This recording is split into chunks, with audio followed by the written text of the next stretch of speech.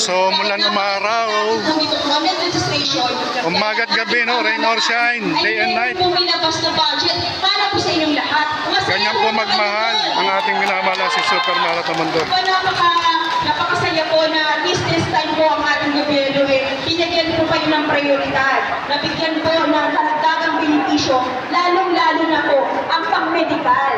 Kaya kami po, sa pamumuno po ni Ms. Mara Tamundong, siya po ay ang itinanghal po ng ating National Commission ng Senior Citizens para po gawin po mag-conduct ng online registration. Actually, ang dami na po namin naikot na barangay. Actually, kung Maynila, iniikot namin. Maging sa mga probinsya po, iniikot po namin yan.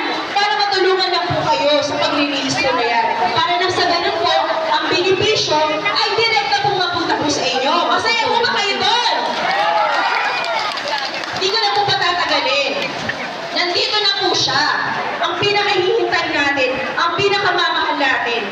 Ang taong may mabilis na tulong, may malasakit sa tao, lalong-lalo na po sa mga senior citizens. Kaya nga po siya tinaguri ang pulong ng langit ng mga senior citizens. Kaya ito po, ipakikilala ko na po sa inyo.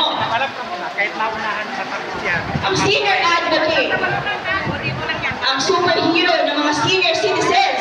Palakpakan po natin si Ms. Mara Tamundong! Yes. Hello po, magandang umaga sa dali po ah. Parang hinarangan yata, parang sinabutari yata ako sa lamesa. Hindi, joke lang po.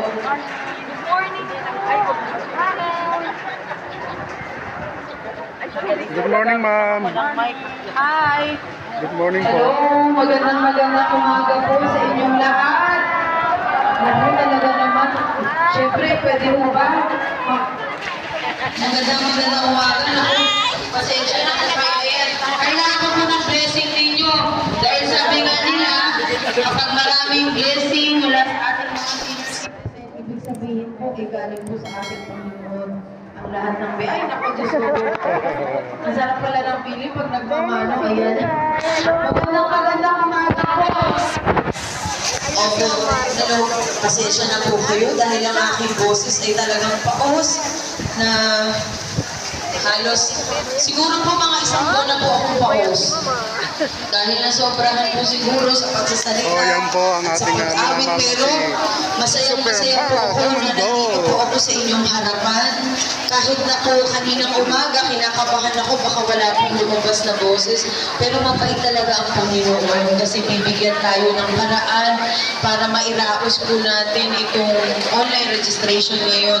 Sabi ko kasi hiniling ko talaga sa Kanya na sana hindi po mainitan ang ating mga senior citizen. Aba, ibinigay niya talagang sobrang lamig ngayong araw na ito. Dahil ang pag-ulan po ay isang senyales na marami pong biyaya na tayo ay matatanggap. Dito po mag-uumpisa sa Benigno Elementary School para sa ating mga senior citizen. Unang-una po, maraming salamat sa oras na ibinigay po ninyo ngayong araw na ito sa panonood po ng aking video. Ako po ay proud lamang ipakita sa inyo na yan po ay nagampanan po natin ng isang taon yung online registration. Since last year po nung ako ay nag-umpisa, nakita niya naman po, right after election, ako naman po ay bumaba sa mga barangay. Pinilit ko po at pinilit ng aking katawan, ang maliit na aking pangangatawan, ay pinilit ko po na makababa para makatulong at magampanan po itong online registration natin ngayong araw na ito. Gusto ko lamang sabihin sa inyo ang good news dahil syempre para sa ating mga senior citizen na mayroon na po kayong 43 billion pesos na benepisyo mula sa ating gobyerno na ito po ay marapat lamang mapunta sa ating mga senior citizen. Syempre, di lamang sa iisa, pero lahat ng senior citizen dito po sa Pasego, bumoboto man o hindi, kayo po ay entitled na makasama, mapabilang, makatanggap ng benepisyo mula sa ating gobyerno. Kaya pasalamatan po natin ang ating mahal na Pangulong Bongbong Marcos! At syempre po, katuwang natin ang inyong sariling tahanan, ang inyong sariling ahensya, ang National National Commission of Senior Citizen! Grabe ang boses ko. Ngayon ko lang naramdaman kung ano po yung feeling ng mga singer na umaawit na ng ilang taon. Samantalang ako 3 taon pa lang umaawit. Pero siguro ito na rin po yung paraan natin para magkaroon po tayo ng connection lahat. Alam ko nilalamig na po kayo dyan. Pero ano po ba mas gusto nyo? Malamig o mainit? Parehas lang. O kayo, ano gusto nyo? Malamig o mainit? O ayan na, malamig. Pag malamig, inaantok. Pag inaantok, nagugutom. Pag nagugutom, ginaganahan magluto ng may sabaw. Pero pasensya na kayo, pare-parehas po ata tayo hindi pa nakapag-almusal kasi wala pong oras. Dahil kanina, nag-aalala po ako na sa sobrang lakas ng ulan, baka hindi po kayo makarating dito. Diyan po ako bilib sa ating mga senior citizen. Talaga namang on time. Para sa kanila, para sa ikakabuti po ng lahat, kayo po ay narito. Gusto kong pasalamatan po ang ilan sa mga tumulong po dito sa atin para maganap po itong muli registration.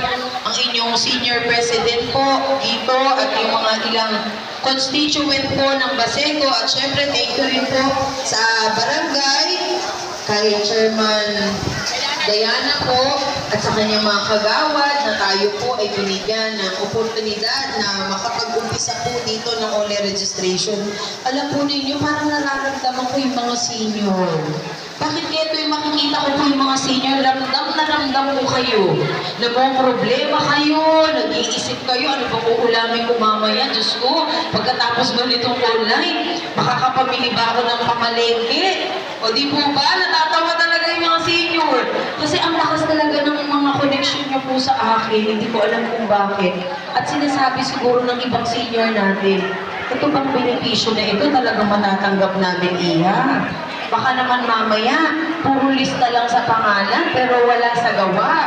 Gusto ko pong malaman ninyo na ito pong OLE registration ay isang programa ng NCSC na magkaroon ng database ang mga senior. Ibig sabihin, lahat po ng senior natin mapagsama sa isang database para kayo naman po ay talagang nakalista na doon at lahat ng programa at lahat ng benepisyo ay entitled po ang ating mga senior citizen. Hindi na mag-aalala si tatay na baka sabihin sa kanya na ay tay, wala po dito ang pangalan ninyo.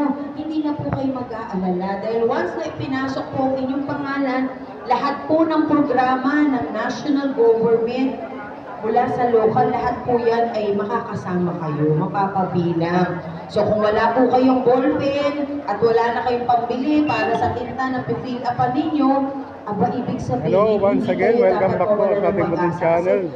Ma'am Guapita Bingham, good morning, good morning, good morning. Kaya Kamusta po ito kayo? naman po ay ginagampanan talaga namin. Ayan, Salamat mega po shout out. na face to face ang mga Ma'am senior Guapita citizen. Bingham, Alam po good ninyo morning hindi sa'yo. Ingat madali ka yung palagi. God ginagawa bless you. natin. Pero And para your sa family inyo, also. kaya kahit mahirap Stay ginagampanan po healthy namin. and happy Dahil ang forever. gusto ko po Cause like mangyari, this dahil is ito nga po ay OLE registration, Ayan, thank you to you that kailangan you're in face the to good face po ang condition, Ma'am pagpaparehistro. Guapita Bingham. Para makasiguro na kayo po mismo ang magre-rehistro, kayo po mismo ang maipapasok sa system po ng National Commission of Senior Citizen. Hindi po kayo maliligaw, makikita niyo po ang inyong pangalan. At the same time, malalaman po natin kung gaano ba karami ang mga senior Hindi ba citizen maulan dyan, dito Ma'am sa Guapita Baseco, sa kabuuan ng Pilipinas, para malaman kung ilan po ba ang tutulungan at magkano budget ang ibababa para sa inyo. Ito pong 43 billion pesos, entitled po ang lahat ng senior citizen ng health insurance na worth 5,000 pesos. Na kung saan, aba si tatay talaga, ay, Ayan, maulan ang din galing pala mo dyan, tay, 5,000 pesos Grabe, each malawak ang ulan natin ngayon. na magkakaroon kayo ng libreng laboratory, libreng check-up, dental check-up, eye check-up, heart, lahat po ng check-up. Pwede na po kayo makapag-avail. Kasi di po ba kadalasan ang problema ng mga senior citizen?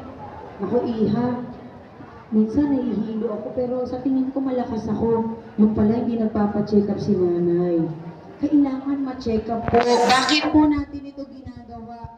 Para humaba pa yung buhay nating lahat, lalo na po yung ating mga senior citizen, dahil ako po bilang isang anak nyo na, ay gugustuhin ko po na makasama ng mahaba ang aking mga magulang. Makasama ng mahaba ang ating mga lolo at lola. Yan po ang gusto ng ating gobyerno, ang ating mahal na Pangulong Bongbong Marcos at ang National Commission, na humaba po ang buhay ng ating mga senior citizen na malusog, na magagampanan nila at magagawa ang kanilang tungkulin sa kanilang pamilya. Maraming salamat po. Tatay, yes! Sabi niya tatay, sige na Ihan, naawa na ako. Yes, peace tayo, peace. Peace po. So, ibig sabihin, ganun po namin kayo kamahal. At nung nakita ko po ang kagandahan sa programa na ito, talaga namang si Mara Tamundong ay hinamak ang lahat. Talaga namang para makababa lamang po ako sa inyo. Alam po ninyo, itong Baseco ay malapit sa akin, Tay. Kamusta na po kayo? Aba, akala niyo, di kayo makikilala, Tay, ha? Ngayon lang tayo ulit nagkita. Alam po ninyo, ang kasagutan po sa katanungan ninyo na ba't ngayon lang po ako nakababa. Dahil po sa mga napanood nyo na videos, na naging abala po ako sa iba't ibang barangay, hindi lamang po dito sa Maynila, kung hindi pati po sa mga probinsya. Aba, di ba? Sosyal tayo, nasa probinsya na po tayo.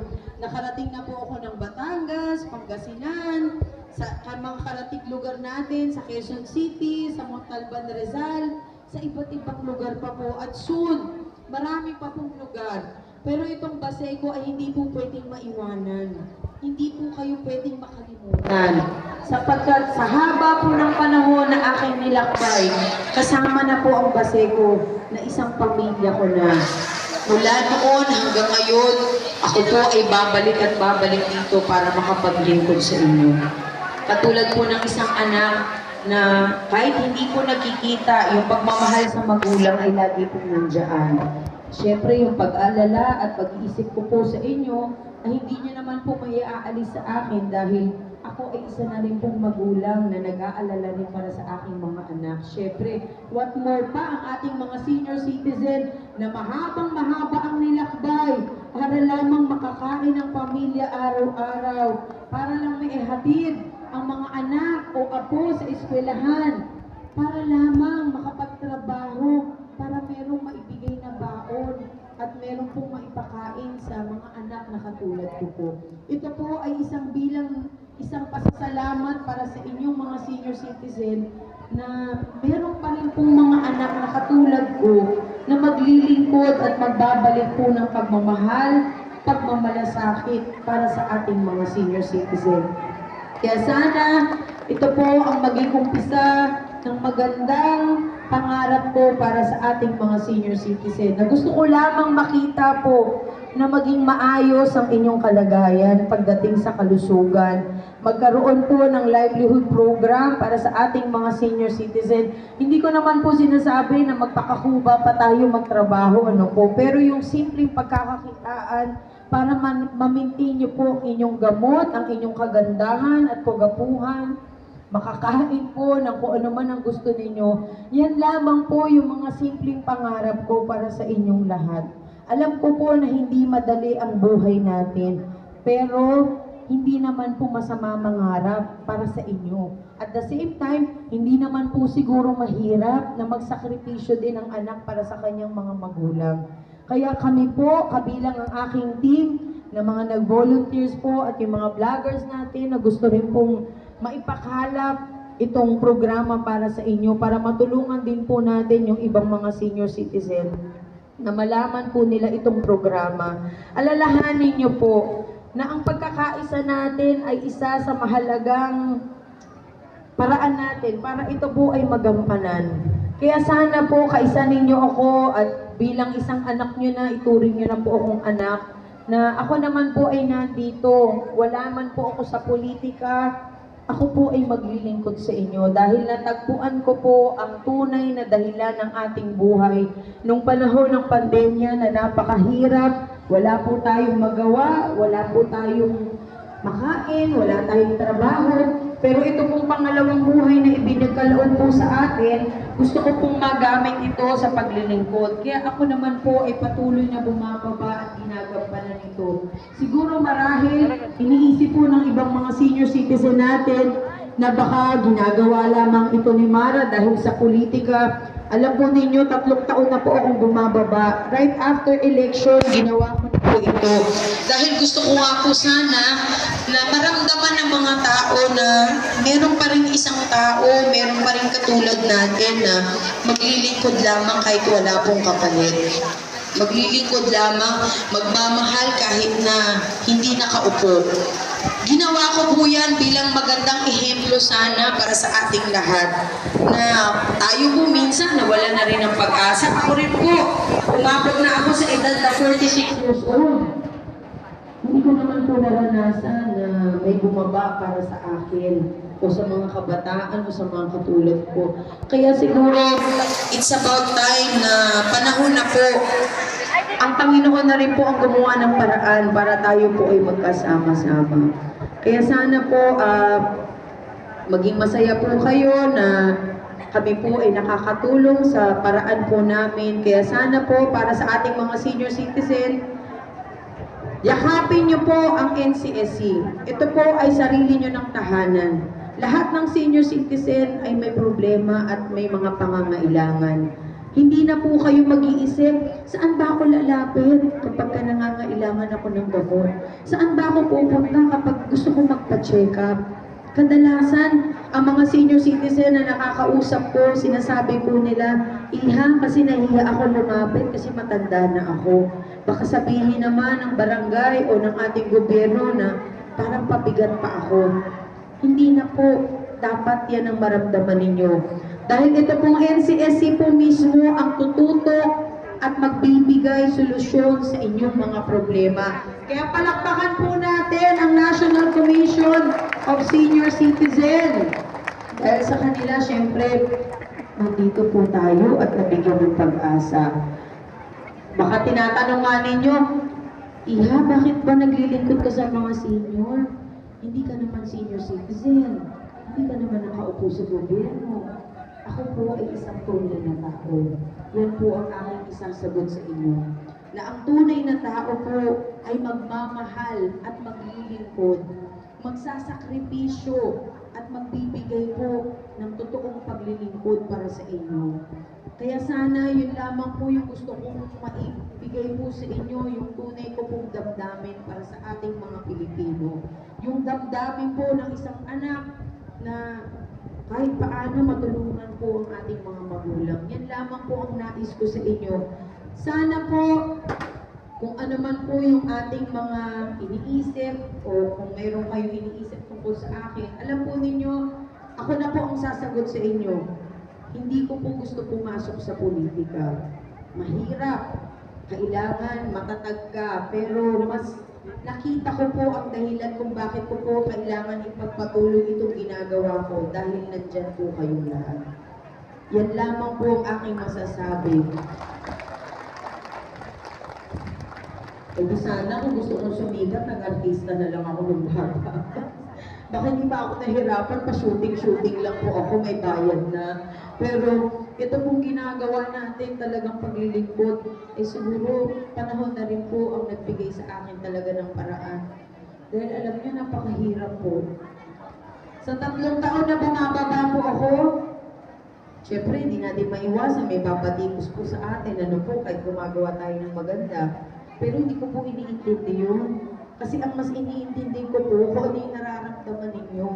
Mas iniintindi ko po kung ano yung kalagayan natin dahil mas mahalaga po sa akin na tayo po ay mag-iisang tunay na tao para sa kapwa-tao natin. Yun po ang mas mahalaga sa akin. Kaya ito naman po, aawitan ko lamang kayo ng isa bago po tayo mag-online registration. Ito pong Aawitin ko ay awitin ko po para sa aking mga magulang, sa inyo pong lahat. Na ang pagmamahal po ay hindi po binibigyan ng hangganan. Kung hindi habang tayo ay buhay, kailangan mahalin natin ang ating mga senior citizen. Kailangan bilang isang anak, gampanan mo at talagang paglingkuran mo hanggang sa kabilang buhay. Kaya itong aawitin ko po ay para sa inyong lahat. Dahil gusto ko pong malaman ninyo na marahil at sigurado po ako na ang lahat ng inyong mga anak ay ganito rin po ang nararamdaman para sa inyo. Kaya itong aawitin ko po ay para sa inyo. Gusto kong maramdaman po ninyo yung pagmamahal ng isang anak para sa kanyang mga magulang. Na sana po maramdaman nyo talaga, maging masaya po kayo kahit na medyo mahirap po ang buhay natin ngayon.